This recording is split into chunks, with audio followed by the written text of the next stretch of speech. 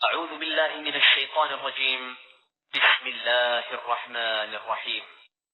صحیح بخاری کی حدیث نمبر 1876 حضرت ابو ہریرہ رضی اللہ عنہ سے روایت ہے کہ رسول اللہ صلی اللہ علیہ وسلم نے فرمایا، قیامت کے قریب ایمان مدینہ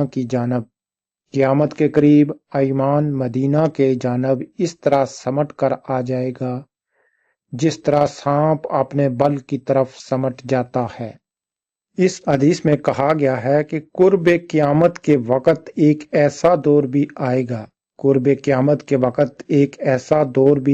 گا کہ مدینہ طیبہ کے علاوہ کہیں بھی کوئی مومن نہیں رہے گا۔ حدیث میں ہے کہ مدینہ طیبہ تمام شہروں کے آخر میں تباہی سے دوچار ہوگا، اس لیے کہ اس میں آخر وقت تک ایمان باقی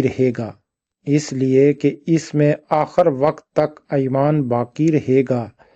واللہ علم۔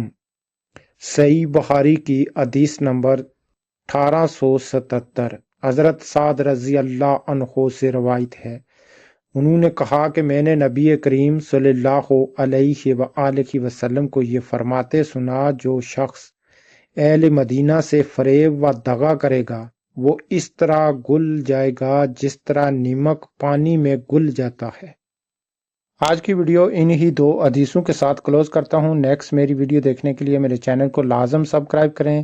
دیجیے مجھے اجازت، ملتے ہیں نیکسٹ کسی دوسری ویڈیو کے ساتھ۔ خدا حافظ۔